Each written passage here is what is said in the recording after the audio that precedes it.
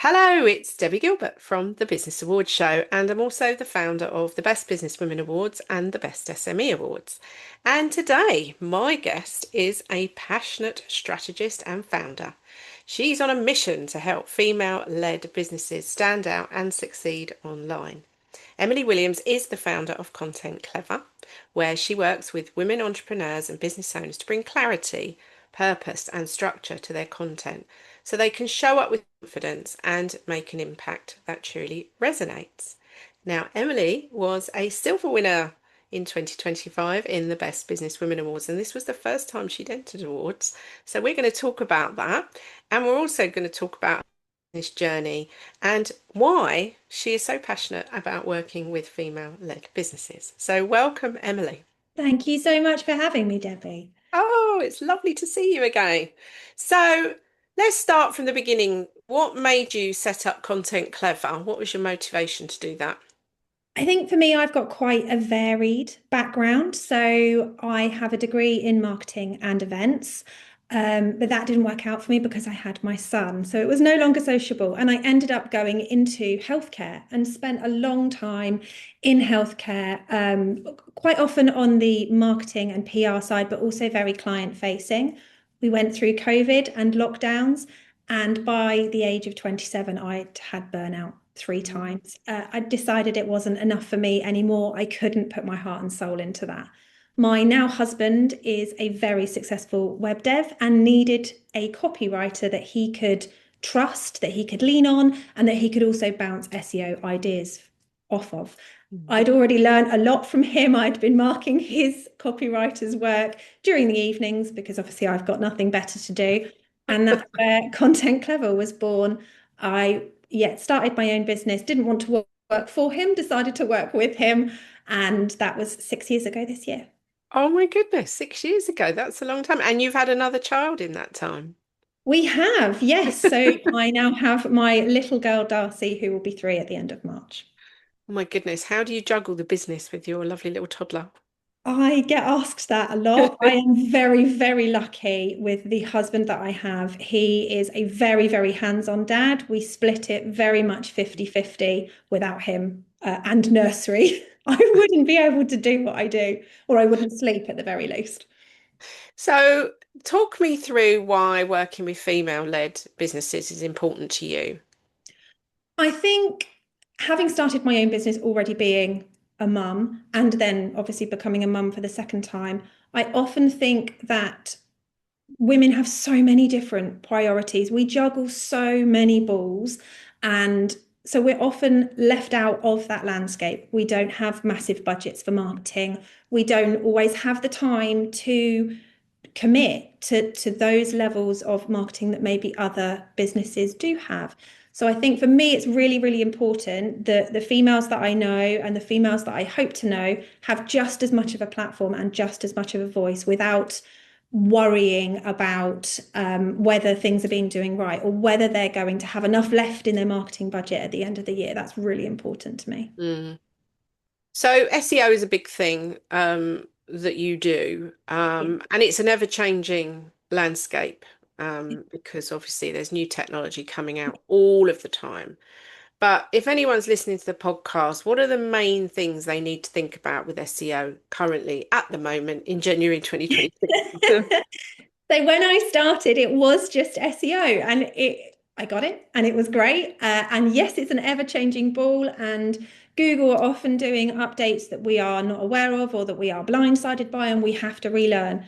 Obviously, most recently, we now have the adoption of GEO, which is Mhm. generative engine optimization. So that is another ball game and very much to do with the adoption of AI. But I think your fundamentals for SEO are making sure that your website works, making sure that you are indexed properly, making sure, and this is probably the most important part, which is where I come in quite often, is that fresh content. Having that really good quality content on your site that is updated frequently in the form of blogs or landing pages, new web pages if you're doing new services and the back end of those as well. So making sure you have an SEO plugin on the back end of your site and that you're filling that information in properly. You've got the right SEO title, the correct meta description, because that will make a huge difference to how Google understands what you're talking about. If Google doesn't understand what you're talking about, it'll push you down the list and you won't get seen.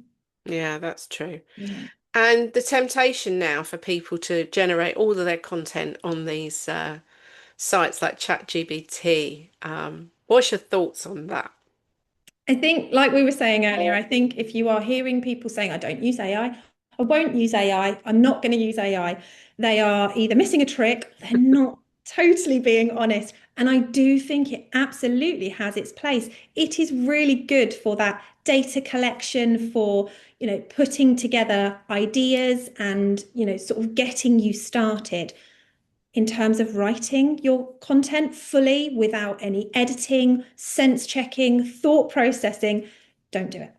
It has its place, but it is not yet ready to take that over completely and be good quality content for your site. Yeah, that's good advice. And what other mistakes do you see people making with their content? I think length. People are Mm. quite often unsure about how long their blog posts should be, how often they should be posting. And I think the main advice I can give with that is consistency, being consistent and not running before you can walk. So if you decide I'm going to do 4, 5, 6 blog posts a month, in 6 months' time, when you are hopefully much busier, that is not going to be a viable option anymore. So best to start small, one blog post a month, get something out there nice and consistent. And then when you can increase it, do look to increase it. In terms of length of a blog post for SEO optimization, I would very much suggest upwards of 800 words. So for an average blog post, you're looking at between 800 to 1,000. But it also very much depends on the topic that you're writing about. If you're writing about things that people are looking for, they're searching for, they want to read, you can be a little bit more creative with your word length. But I would say 800 words and consistency is a start. Brilliant. And you can repurpose these blogs elsewhere, can't you? Things like LinkedIn, Substack, things like that. What's your thoughts on that? Absolutely. Don't create more work for yourself than you need to. An average blog post you can repurpose to 8 pieces of content all over your social media platforms. Use it on your Google My Business profile as well, because that is becoming so important. Definitely reuse it, repurpose it, look at seasonality, look at trends so that you can then run that as evergreen content throughout the year. Yeah, because you could easily divide it up for social media posts, I guess, as well. Yep, definitely. And you'll find that throughout your blog post as well, if it's structured correctly, then you'll have variations on the topic, which can then create different social media posts for you as well. So they Mm. definitely repurpose is my number one piece of advice. And what about keyword research? Oh, that's always a scary topic to talk about. And that's part of my kind of no jargon. We're not doing technical terms in Content Clever because it just doesn't make sense and people don't, need to worry about it. You don't need to pay. If you are doing your SEO yourself, you do not need to pay for a good keyword research tool. You can start with things like Answer the Public and Uber Suggest. You can even type in to the Mm. search bar in Google, and it will come up with suggestions for you. Keyword research is still important. There are various noises out there that say, no, no, no, no, it's no longer important. It definitely is Mm. important. It will remain important. And it's also quite important for social media now as well. It's very much going into that sort of market Yeah. space. But I would say it doesn't have to be complicated. Don't over engineer it. Um, think about your ideal client and what they are searching for, what they're thinking about, what they're looking to buy, what they're looking to read about, and pick out your keywords from there. What do you think they will be typing in? And 9 times out of 10, you're probably right. It doesn't have to be rocket science. I know, and I think there is a tendency, isn't there, now to overcomplicate things, and we need a Definitely. bit more simplicity. Yes. So let's talk about business awards because Mm. you put your toe in the water last year. Let's put it that way, shall we? Yes. So, what was your thought process behind entering the Best Businesswomen Awards, and how did you find the whole process? Because I'm going to say this, you are a little bit at an advantage because you're a copywriter. So Yeah. writing an award entry should be easy, but is it when you've got to talk about yourself? It wasn't easy. So I had obviously heard about Best Business Women Awards since I joined Athena Network when I started Content Clever. So I'd always been aware of it. My business coach, Henriette, she was fantastic and has done so well with the awards that she has received as well. And it was always in the back Mm. of my mind, but always a little bit of imposter syndrome. So I was like, I'll do it next year. I'll do it next year. And then I think I heard one of your talks at Jacqueline's Athena group. Hmm. But you know what? I'm going to go for it. I'm going to have a go. I had, from a conversation with yourself as well, I had in the back of my mind wanting to be able to write award entries for other women, and thought I can't do that if I don't have that experience myself. Started the process.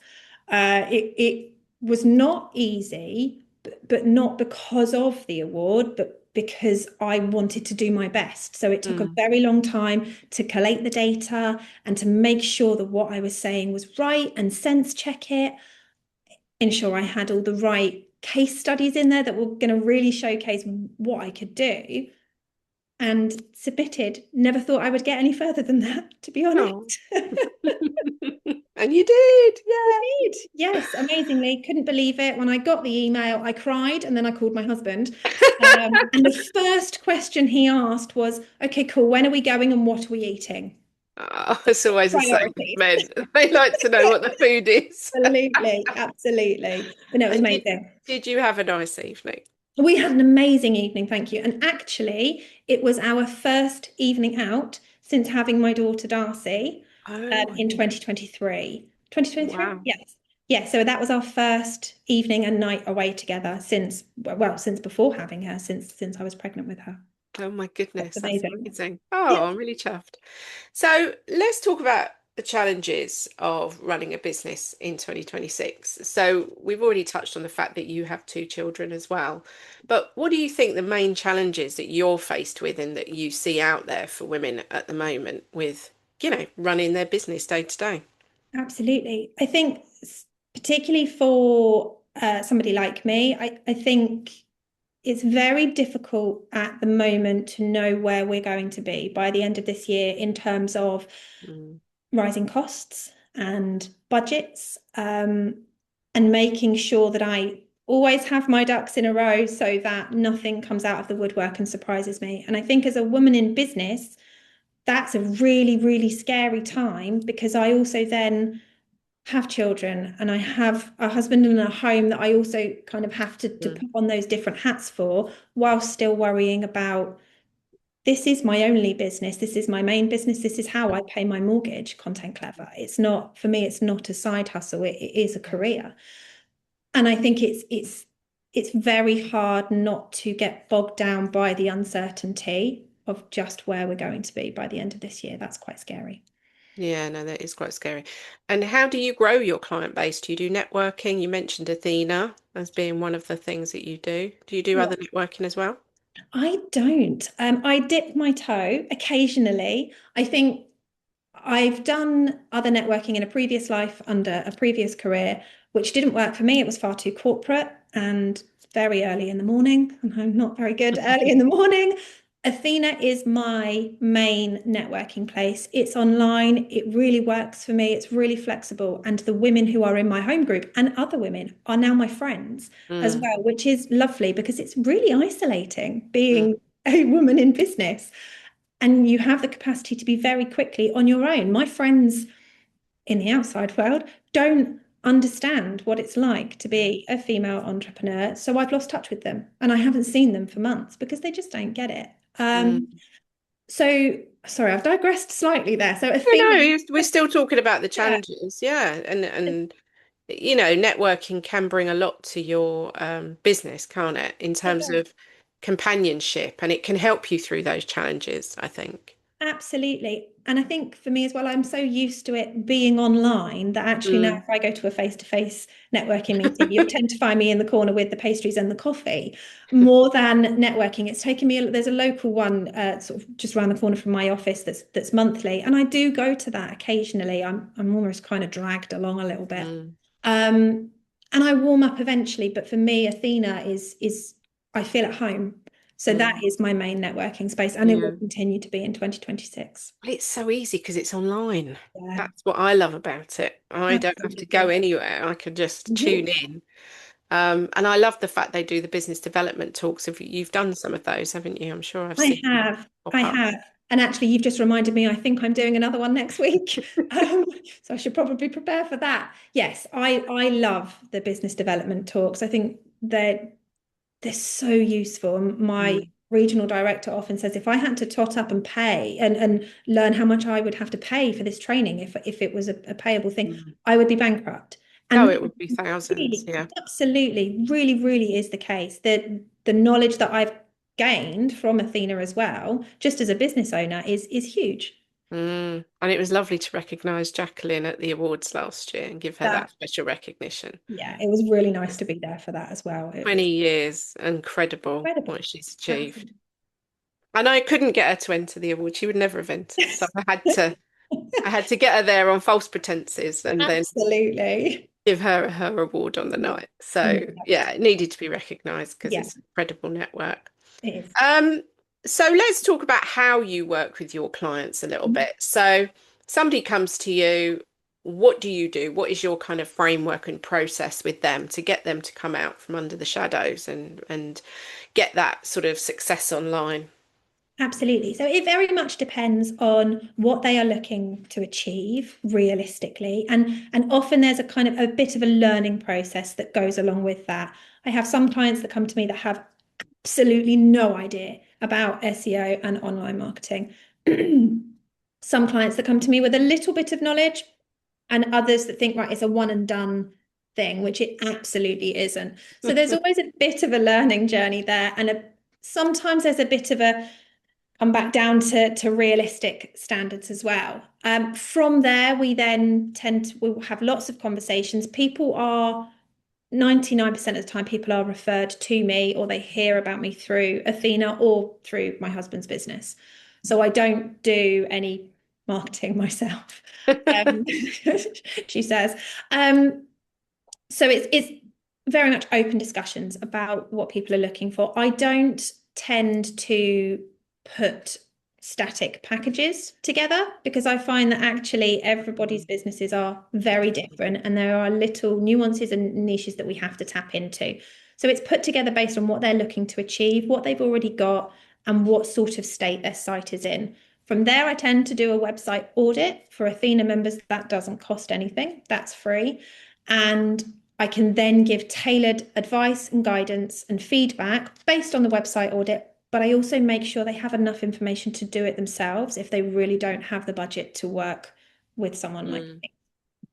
They So choose to. you're doing SEO and are you doing social media as well and blog writing? I am, yes. So I do. So I started as a content writer, a blog writer, always SEO. SEO was always part of that. In the last couple of years, that's very much grown to become more back end and technical. So I can fix a lot of issues now as well. And I know my way around WordPress, Squarespace, and Shopify, which really helps.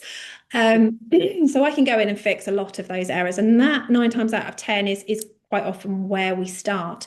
I do social media, but it's very much organic and brand awareness. I don't get involved in paid advertising on social media purely because I don't want to be responsible for that level of money. It's terrifying.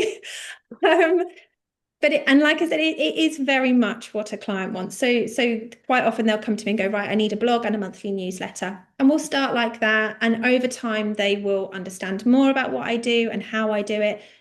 I always make sure they have enough information to do it themselves, should they choose to. So any strategy I write has always got that amount of information in it because I don't think it's fair to gatekeep any of that. No.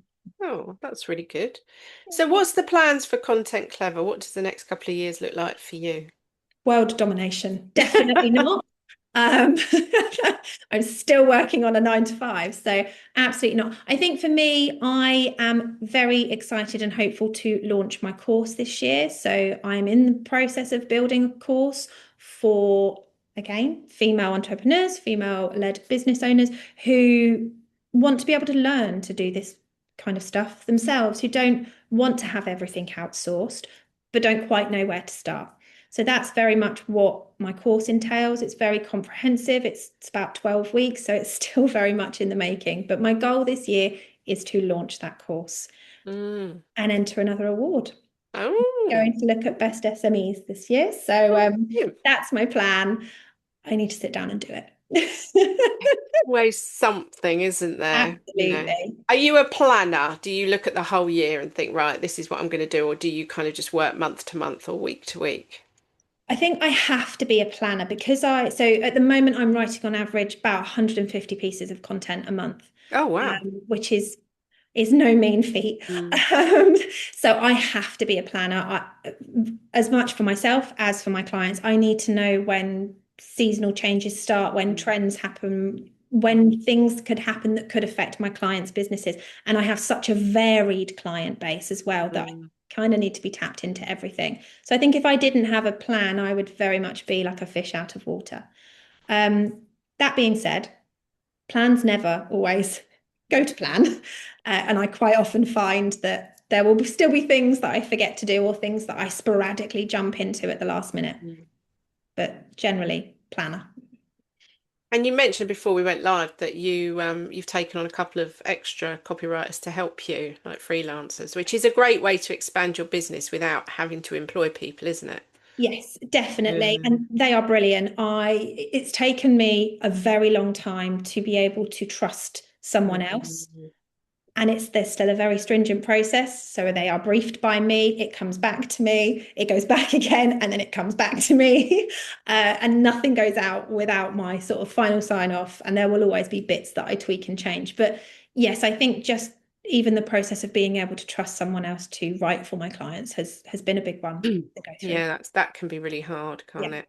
Yeah. Um, so we can always kind of try and finish the podcast with a few business tips. Is there anything else that you want to share that you haven't mentioned already?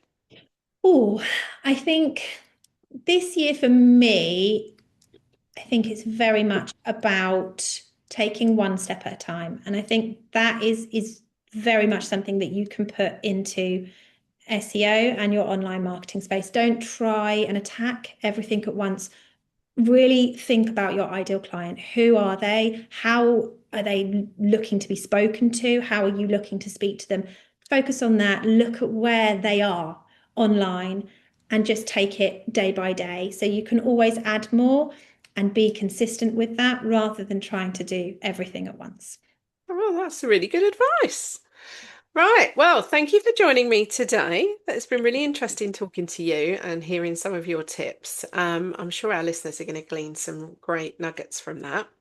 So, if you've been listening to today's episode, we will make sure that Emily's details are in the show notes. So, if you need help with your content creation, you can get in contact with her or help with your SEO on your website. Because if you're not being found on Google, well, then your website's not working very hard for you, is it? So thank you for joining me today, Emily. I wish you continued success on your business journey. Thank you so much, Debbie. You too. Thank you.